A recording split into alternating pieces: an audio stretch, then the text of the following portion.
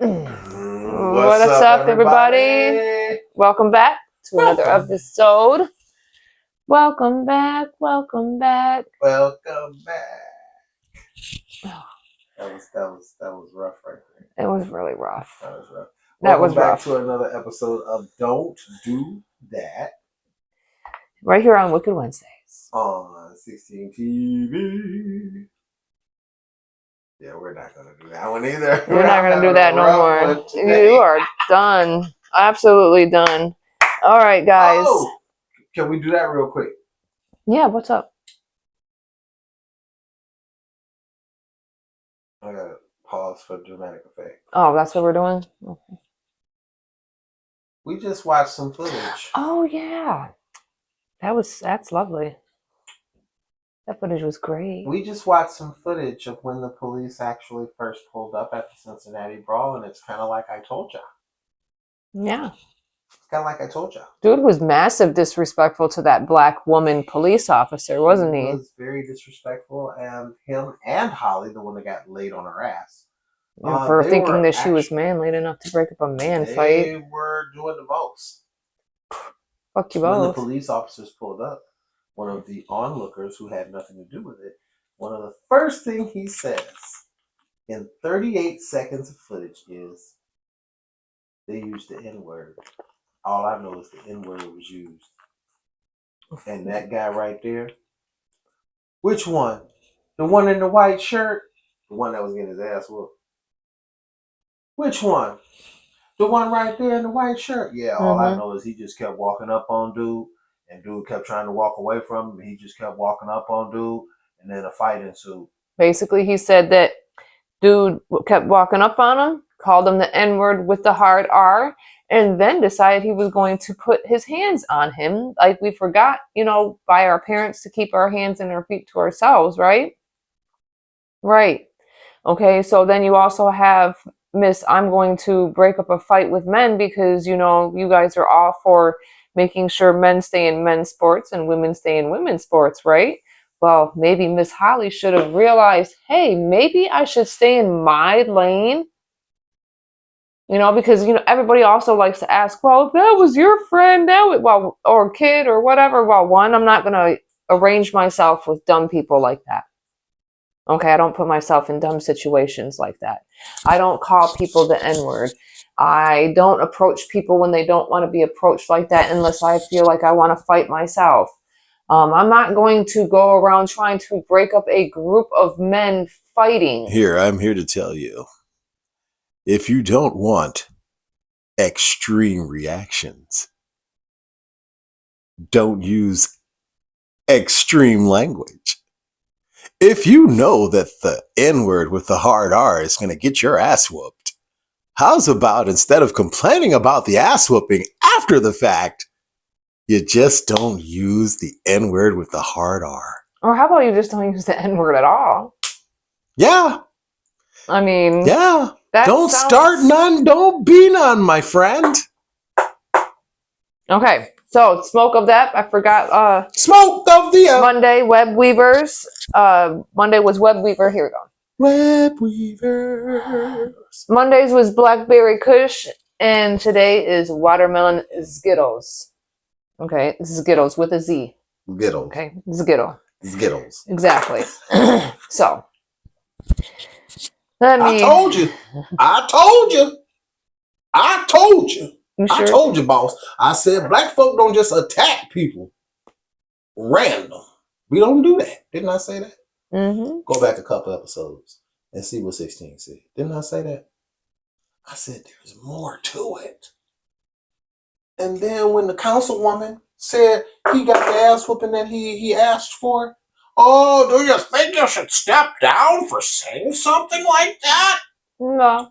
Are you condoning violence? No, not at all. But I'm condoning self-defense. Don't start none, don't be none. Dude hit him first. Keep your hands to yourself. Dumbass white lady thought she can break. Lady is key word here. Trying to break up a man fight. And before we get off of this, because this wasn't even part of our segment, we just watched that footage and it's fresh in our mind. Before we get off of that, I just want to say that Holly Dumb bitch. actually Deserved what she got. got what she got. I'm not And gonna say she deserved it. deserves what she got because I don't like men hitting women. Then she has her own. I'll she take has the her words own view on that. out of the police. But Well, I our will say adrenaline was this. rushing, boss. Our I adrenaline was will say rushing. this. We just had to. They making such a big deal out Stop of it. what we told them what it was. We told them what it was.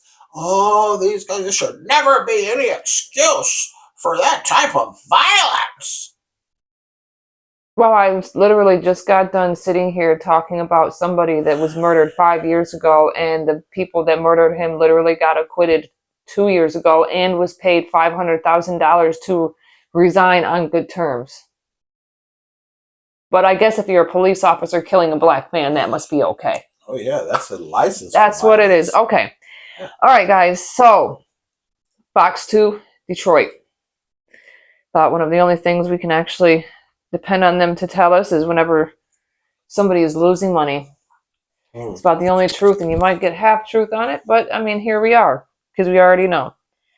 So, the owner of Coney Island, owner of Southfield, Coney Island to be exact, has been hammered by economic winds beyond his control.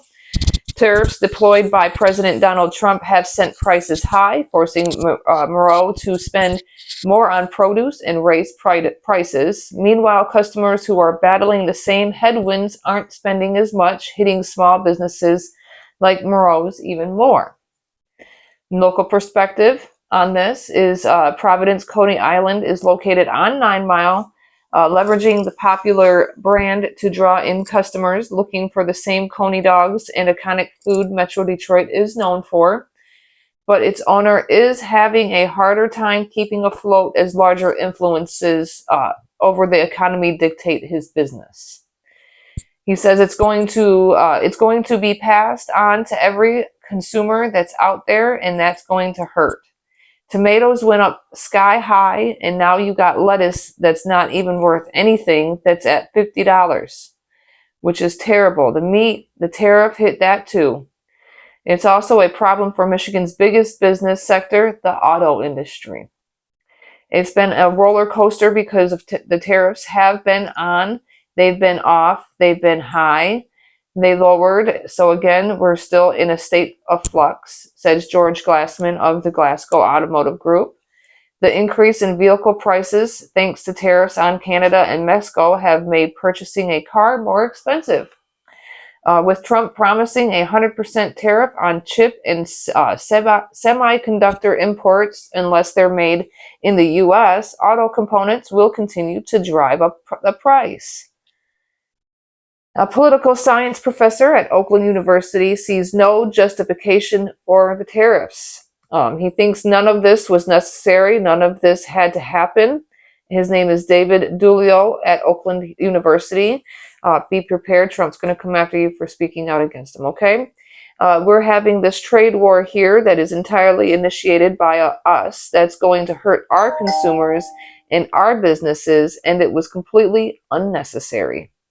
As consumers make decisions based on affordability and businesses try to keep prices low, many wonder if the tariffs will provide any route for both sides of the trade game. Well, the good could be at some point in time more manufacturing here in the States, which would assist in unemployment. But that is the end game, said Glassman. It's nothing that's going to happen overnight. That means the slowdown within the economy could extend beyond the short-term pain that consumers are currently experiencing. I think people are already seeing the effect on their shopping cart already. And he's absolutely right. But you assholes have enough money to donate to people like Shiloh Hendricks, right? But we're not going to worry about our groceries, right, that were promised to be lowered, right? we're busy out here, cutting Medicaid and cutting other things for people, cutting housing assistance, food stamps, SNAP benefits for folks that actually need it, Mental health, mental freaking health, homelessness is through the roof. and that is extremely ridiculous. While we have so many abandoned buildings, abandoned infrastructures out here that could be put to good use, and yet we can't seem to figure it the fuck out.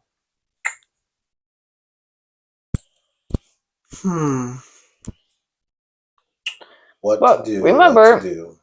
it's not gonna hit us like that, right? Someone in the White House is gonna have a really good brainstorm, and I mean, it's not like they're a failed businessman that doesn't know what they're doing.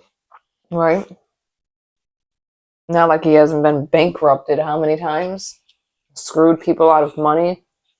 I'm just saying. Oh, Now, earlier we talked about Cincinnati Brawl and how the scales are lopsided, Oh, how they report things, how they jump to conclusions and go crazy, insane. Use examples, but don't use the full story to use as an example. Okay. Same. So I was going over this story this morning. Oh, it's fucked up. And when I was going over this story, Potts had a rebuttal to the story and said, "You know what, babe, but this happened." Right? And then we were watching Fox News. And Fox News, they had a story that was comparable, in their opinion, to this story. Let me elaborate. Patrick Bryce, a 28-year-old man, attacks an 84 and a 73-year-old man. Okay. He Goldberg, for those that know wrestling. A 28-year-old man, Goldberged, Goldberged, a 73 or a 74, a 73 or an 84-year-old man. I think the 84-year-old man got it first. So he was the one that got the spear. The 73-year-old man ran up like, "Oh my God, you got knocked the fuck out!" Right? As he ran up, the 28-year-old man took the 73-year-old man down in a takedown like it was a handicap match in the WWE. Literally. Punched the 73-year-old man in the face. Several times. Stood up and proceeded to punt the old man's head. Punt as in kick him in the face. Okay? All right. Now, he claims that he thought he heard one of them use a racial slur.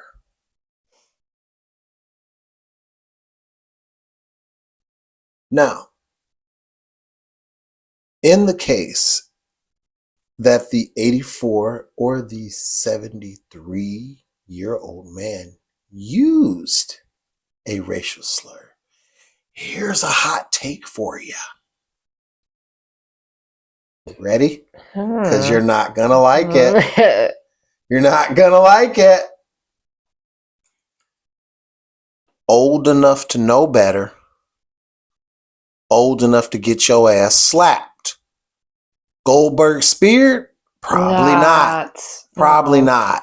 No. I'll took admit down to that. the way he took down, the way Mr. Bryce took down the old man. No, that was ugly. And punched him in the face and then kicked him in the face. That was a lie. No, but if your grandpa is walking around here calling people the N-word or N-lover or anything like that. Or anything to that effect, and he comes home with a handprint on his face, he earned it.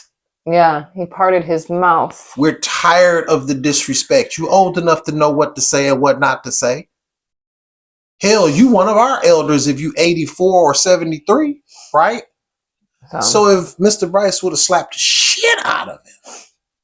Respectfully, of course. Then yeah. But Fox blames it on the Democratic ran state who's too soft on crime. Oh yeah. Oh, it's because the state ran by Democrats. Oh yeah, and then they brought up the one white lady that was arrested at the abortion clinic or whatever. They said that she was like, they're like, oh my God, she's praying, and she got arrested and charged with 2 years with felony charges. Well, here's a little bit more information that Fox didn't want to give you. Yeah, because Potts dug it So up. Pauletta Harlow, okay, an anti-abortion activist, you have a right to your opinion, was sentenced to 2 years in prison for her role in the invasion and blockade of a Washington, D.C. reproductive health clinic in October of 2020. Now, she was convicted of violating the Freedom of Access to Clinic Entrances Act and conspiracy against civil rights. Was she praying in front of the door? Along with other activists, Harlow used force and physical obstruction and blockade clinic doors, including chaining herself and others to block access. That sounds like more than praying. During the blockade, a clinic manager was allegedly body slammed into a chair. Now, also on that, it's important to note that, contrary to some social media claims, Fox, Harlow was not sentenced for simply praying outside the clinic, but for her involvement in the blockade and obstruction of access to reproductive health services. Fox, please stop. And for the sentence, by the way, for the sentence of the situation for that man to only get the shit that I'm not gonna lie, that was ridiculous. Oh yeah. Let me tell you about that. Yeah, what was his sentence? And I can go ahead and get into my next thing as well. So this guy, let's go over this again. Okay. We want to slow everything down for people who are in the cheap seats who are going to be comment clowns later on this week. Okay. This guy, Patrick Bryce, is a Caucasian male. Okay. 28 years old. 28, only 28. Old enough to know better. Dumb enough to not care. Young enough to be dumb enough. There you go.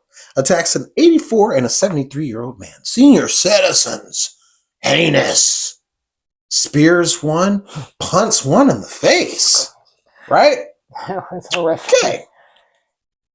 Okay. 2 counts of second-degree assault.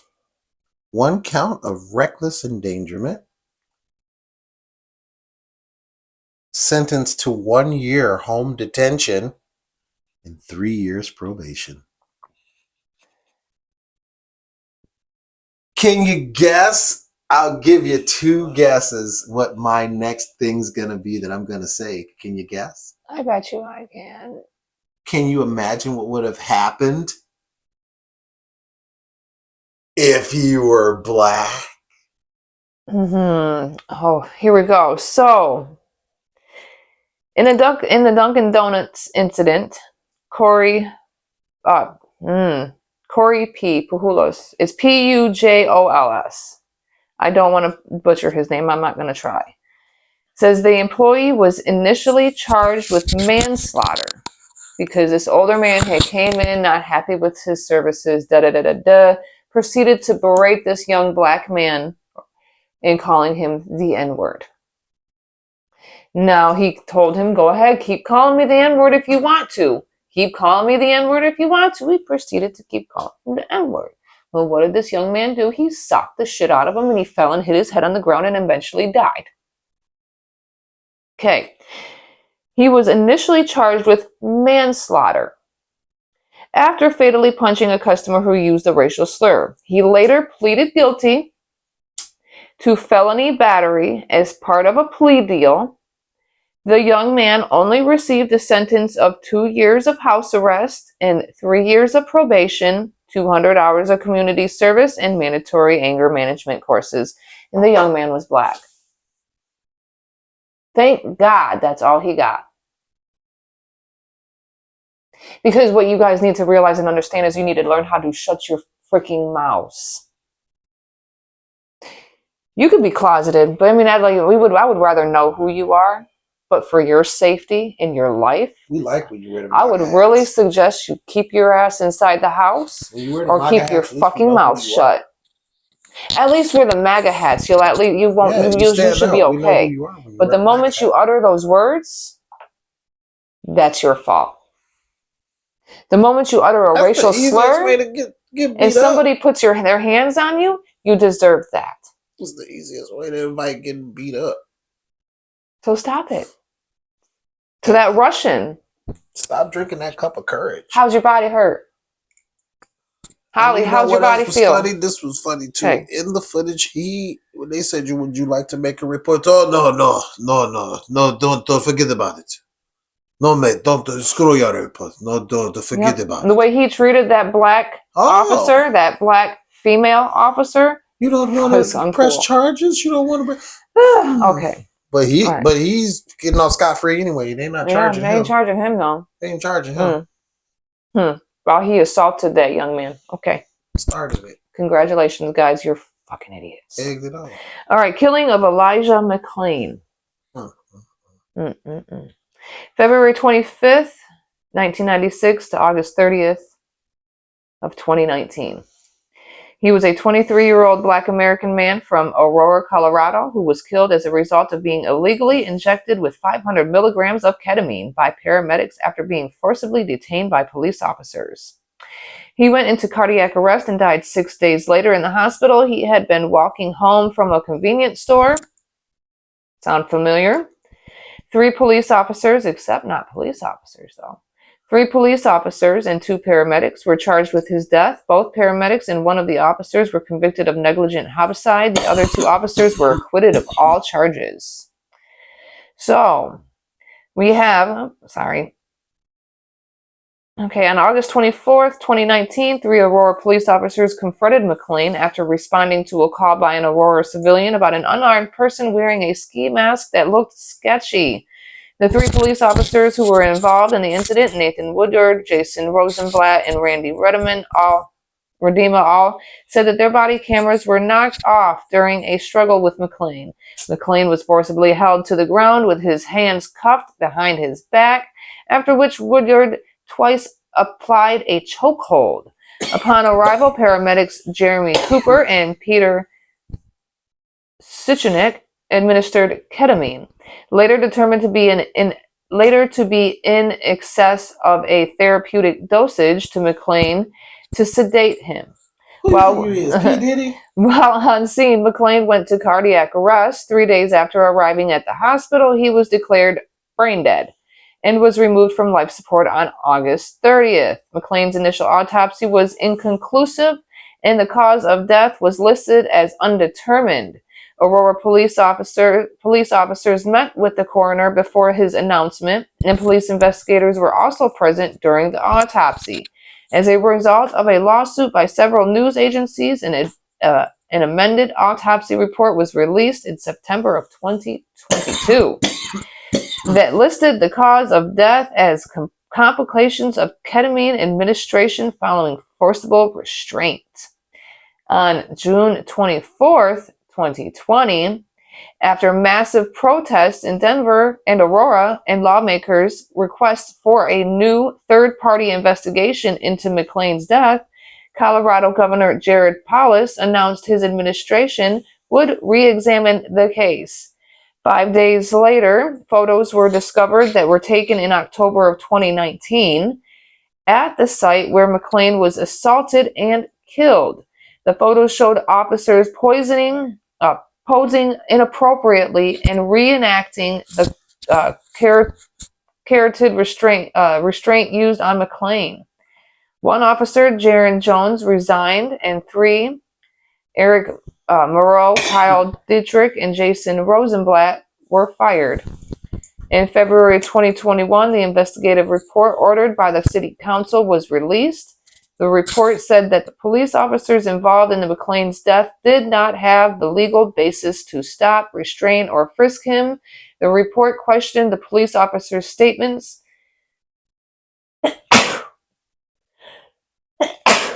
Bless you. Criticized the medical responders' decision to inject McClain with a sedative, and admonished the police department for failing to perform a series of questioning of the officers following McClain's death. In September 2021, the 3 police officers, Woodyard, Rosenblatt, and Rodema, and 2 paramedics, Cooper and the one dude, I'm not going to bother doing his name because that shit's ridiculous, were arrested and charged through a Colorado grand jury with manslaughter and other lesser charges for the death of Elijah McClain. Nathan Woodard was tried in October 17th of 2023 and was found not guilty on November 6th. Rosenblatt was acquitted of all charges against him, including reckless manslaughter and assault. On October 12, 2023, Rodema was found guilty on charges of criminally negligent homicide and assault. He was sentenced on January 5, 2024, by District Judge Mark Warner to 14 months at the Adams County Jail in Brighton, Colorado, with possibility of work release, plus 200 hours community service. The trial of paramedics, Jeremy Cooper and Peter whatever his name, began on November 29th, 2023. On December 22nd, the 2 paramedics involved in McClain's death were found guilty of negligent homicide by a Colorado jury, which found that Peter, whatever his name, unlawful administration of drugs to McClain was a key factor in causing his death. On March 1st, 2024, whatever his name was given the mandatory minimum sentence of 5 years in prison. And on April 26th, Cooper was sentenced to 4 years of probation. On September 14th, whatever his name was sentence was reduced to 4 years probation. Let me see, so I can see what that name is.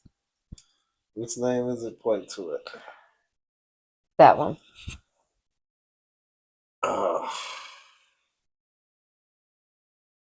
Chechnuik? Anyways, I don't know. they got off very Whatever easy. His name. Very easy. They got off very easy. Oof. How one only doesn't get any time at all, I don't understand any of that.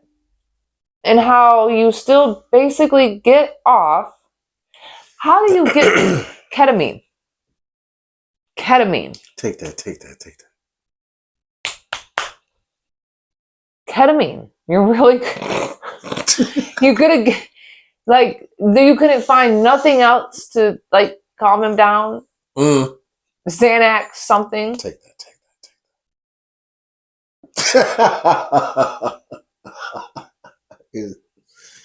He had to get him to comply.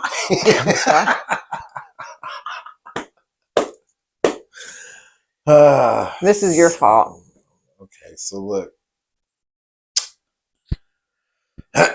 Before we leave, I want to tell y'all.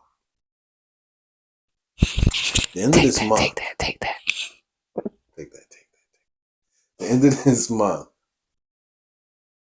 Team Onslaught is dropping a CD.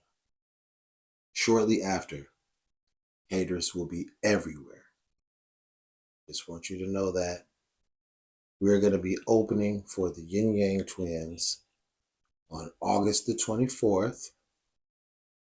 Shortly after, the haters will flock. This is a warning. All right, guys. Thanks for coming out and staying with us. So we'll see you next time on Effort Fridays. So don't forget to like, comment, share, subscribe, get notified, and we'll see you on Effort Fridays. Pieces.